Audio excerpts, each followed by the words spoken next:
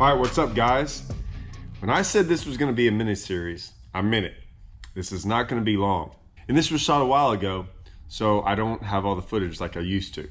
Now, I hate to tell y'all, I don't have day one. And let me explain. In day one, I was pretty jacked up to go start in that grass. I was pretty jacked up to do that. I was pretty jacked up to frog fish. I knew where some fairly good sight fish were. And I figured if I could just kind of catch them, I could spend the rest of the day sight fishing and find more for the next day or find an absolute giant. None of that happened. In fact, when I tell you none of it happened, none of it happened. I started off on that grass. I was the first one there. No one really tried to start with me. I did not, I'll be honest with you. I can't remember. If I caught two, that's all I caught. They were both little, like had to measure them. They were keepers, but I had to measure them. I stayed there for as long as possible, and I was like, all right, it's just not happening. I can't get bit. There's like nothing's going on. I don't understand. So I left. That's okay. It's not a waste of a drive down here. I have a 6-pounder and a 4-pounder on a bed. Let's go catch those. So I go in there. 6-pounder's gone. 4-pounder's gone. Both of them are gone. Everything's gone. So I said, okay, let's put your head down. I can at least look a little bit in this area and throw my raid swim around and get bit, maybe catch a keeper or two. And you know, I've got the frog and stuff. I can go throw my pop and perch. I've done it for 3 days in practice. Anytime I want to go do it, I go get bit. Shouldn't be a big deal. So I throw my raid swim around and look for another hour or two. I think I caught one keeper. And when I say keeper, guys, a keeper, that's it. Did not see any fish, no fish on beds, nothing. So I'm going, okay, I left myself, 2 or 3 hours. I'm gonna go up there and frog fish, back up there by takeoff, and I'll catch them. Went back up there. I believe I had 1 or 2 bites. One missed it, caught one. I never had one this small hit in practice. I weighed in 4. 4 for like, I don't even know if they weighed 8 pounds. I think they weighed like 715, if I remember right. I went home. I probably deleted all the footage, didn't care about it, whatever. I didn't know what else to do. I was just shocked. To this day, I couldn't tell you what happened. I couldn't tell you I don't understand the grass fish. I don't live on that lake long enough. The other stuff, I'm not sure. Love to tell you, but I don't. I have nothing to tell y'all. However, there's always day 2. Now, it's Chickamauga. They caught him. They caught him fairly well. Not great, but they caught him. 7 pounds, 15 ounces isn't going to do you anything. Usually on the tour, when you weigh in a bag that's that far off of it, you just can't come back from it. You just can't come back. And so it is what it is. So I was like, I regrouped and said, man, I'm not driving all the way down there again. I'm not going to waste my time. I'm going to go start this one pocket where I had 1 or 2 bites on a frog. I'm going to go start in there right off the bat in the morning and see what happens. I might even start on that grass out there where I caught that one on a thunder cricket, but chances are I'm just going to go frogging right off the bat. And that's what I did. As I pull into this pocket, and like I said, it's a backwater. It's like 2 backwaters. There's a backwater by the river, and then there's a cut leading to more of a backwater off that other backwater, if that makes sense. As I pull in there, I get to going, and there's a couple boats in there. And I'm kind of looking around going, huh, that's interesting. It was just interesting to me. So I go past them, and I start going down the bank. As I'm going down the bank, frogging, not getting anything. I pull up here, and what was interesting was these banks were all kind of like old logs and bushes and little things in the water. This so happened to be this one place. It just so happened to be, it was kind of like this, It was a branch that had a bunch of green leaves on it, almost like a willow tree, like a green willow tree. And I threw up there. I did not make a great cast. I kind of got hung up in the tree. But I'm from down here where we got willow trees. You better fish a willow tree, especially in the springtime. You better fish a green willow tree. And like I said, it wasn't really in the water. It was just kind of hanging a little bit over into the water. Well, let's see what happens.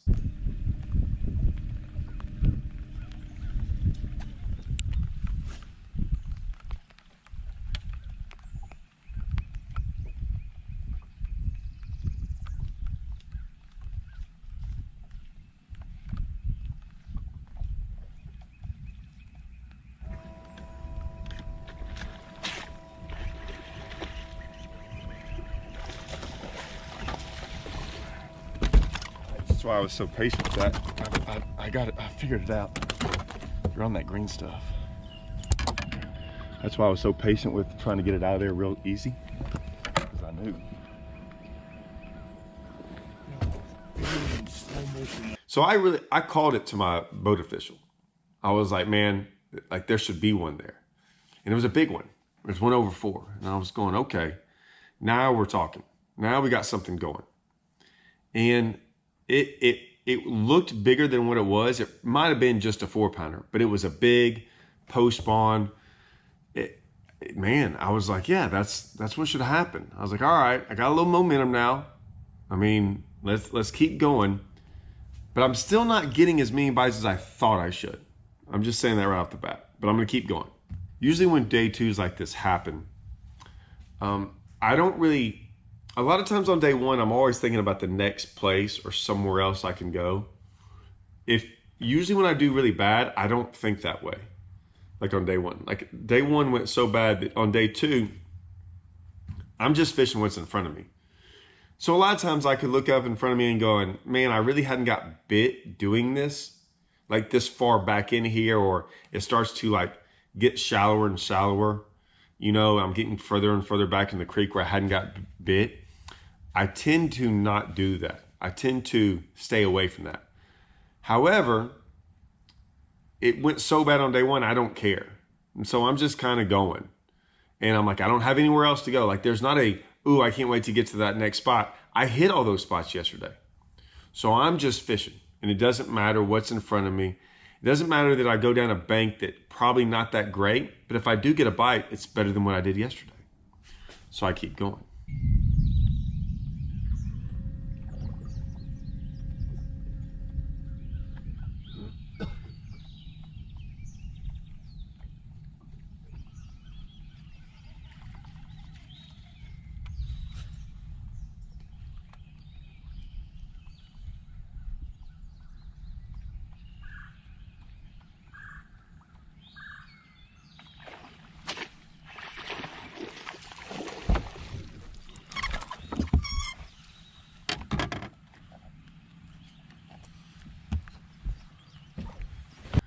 So I catch another one.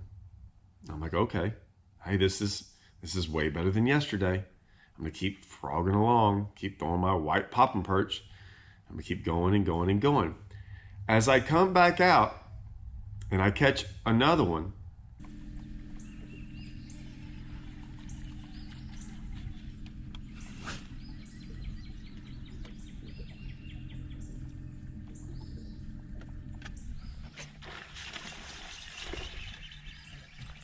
I'm glad I set the hook. I didn't think it was a fish. Might not keep, but I was like, that was weird.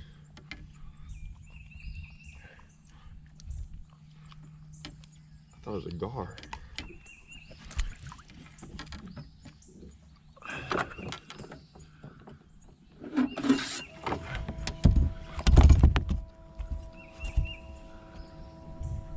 Oh, easy keep. I almost didn't set the hook. It looked like a gar. Like I was like, man, my bait's underwater. I see those boats in there, and now I start to see why they're in there. Now, this is a big deal, but there's a shad spawn going on. I didn't know that. See, when I had gone in there, if you remember in the day 1 of practice, I went out there in the grass and caught those fish. I didn't really start frogging until it was later up in the day, maybe like 9 o'clock. Well, now it's, I don't even know what time it is, but it's 7:30. Like I started doing this. So I didn't realize the shad were going down the bank like this. I probably, looking back, were catching leftover shad spawn fish on that white popping perch. They kind of were hanging around some logs, hanging around some trees. Now, I don't know why I didn't get bit like that yesterday during the day. Doesn't matter to me now. Yesterday is yesterday. Practice is 3 days ago. It is what it is. I'm moving along. I've got one good one. I've got 3 other ones that, you know, they're okay, but nothing right home about.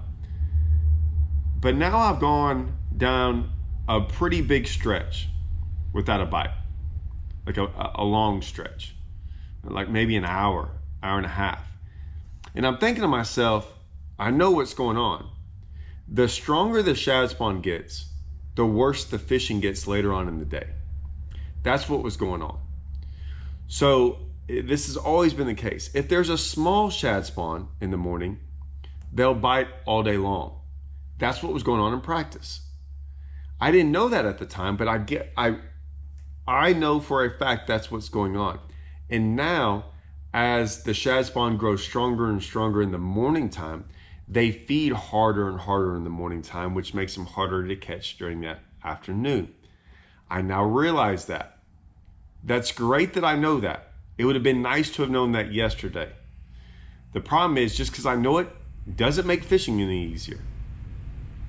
So now I'm like, okay, I'm in a jam. I don't know if they're gonna bite this frog for the rest of the day like they have been. I'm pretty convinced they're not. And even if they do, I need it to be really phenomenal to catch a giant bag doing this, right? Could I catch them on a frog throughout the entire day? Yes.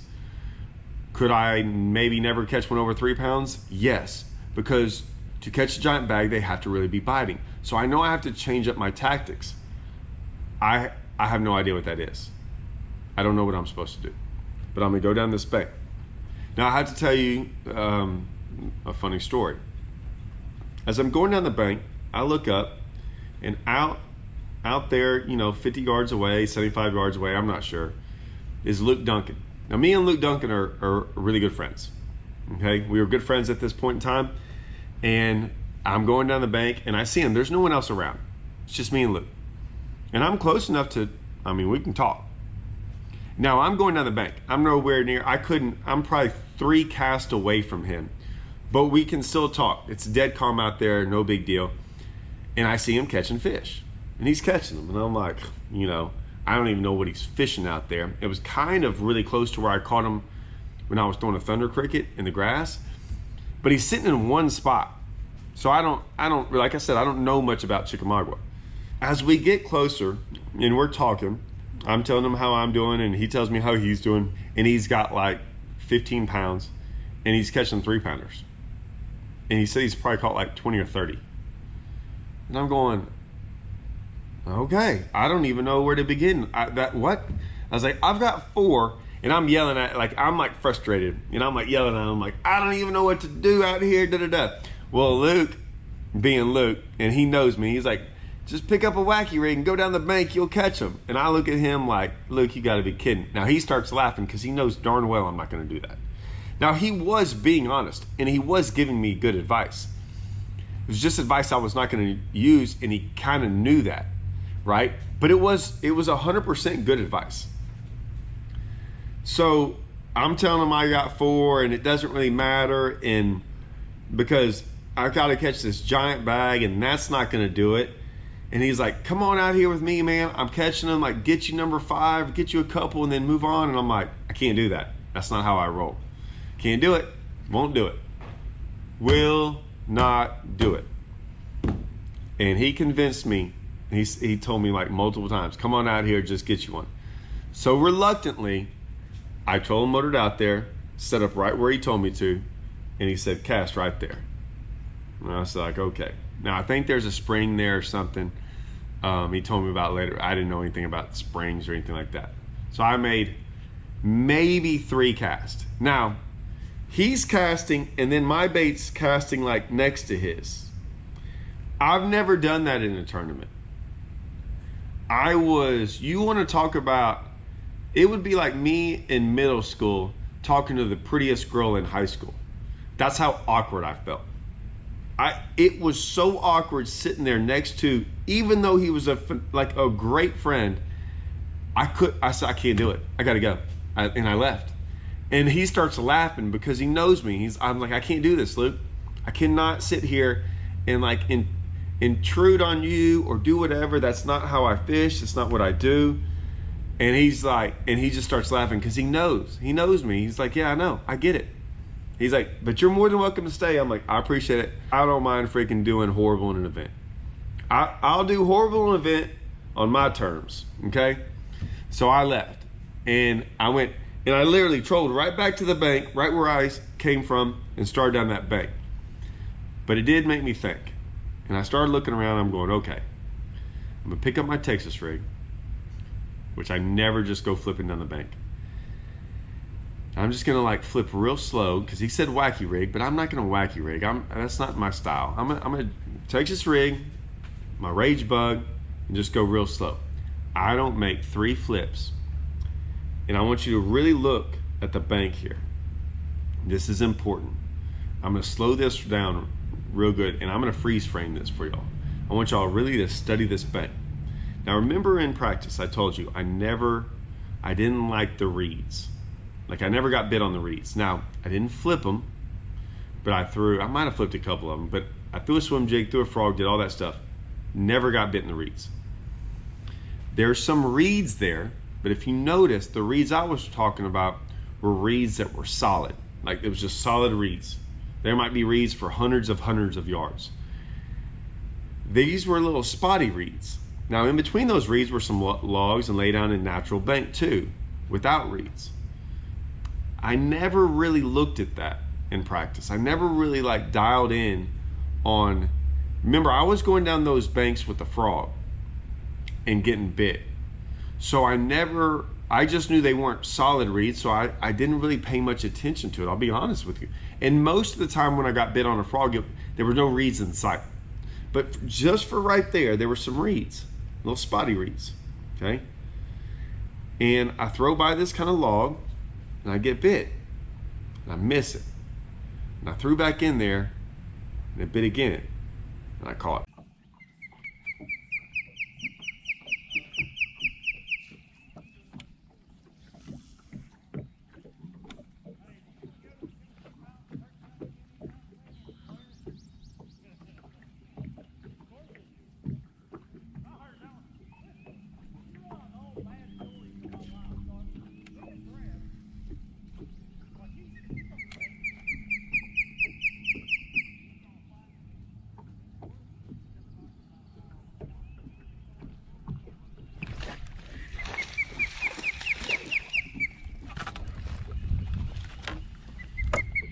I can do this. All day. Oh, I tried to shake that fish off. Tried to shake that fish off. They're on these reeds. Now remember, Luke's still right there.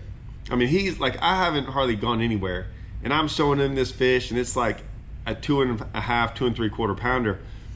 Just blown out though. And the reason I missed it was on the bed first cast. I put that together real quick, that it was on a bed when I caught it. And I'm yelling at Luke, laughing. I mean, yeah, I got 5, big deal, right? It's not gonna do me anything. It's gonna move me from 150th place to 130th place. But I did catch 5, but it wasn't that. It was that I instantly saw what I needed to go do. And I was like, all right, I'm gonna put my head down. I have nowhere to go. This is fine. I'm just gonna put my head down and go. And that's what I did.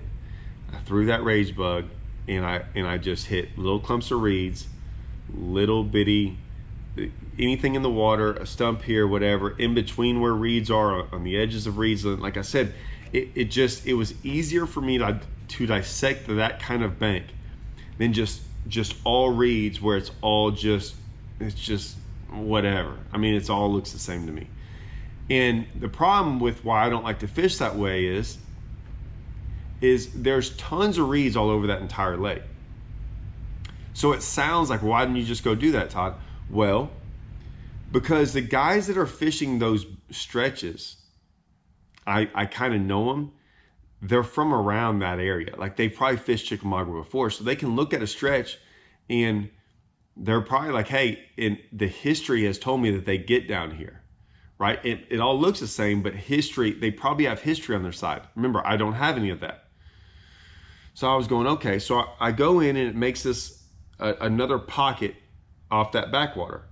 I'm like, all right, let's go in there. As soon as I go around the point, it starts to look the same. A little sketchy reeds and some laydowns. I'm like, okay, got it.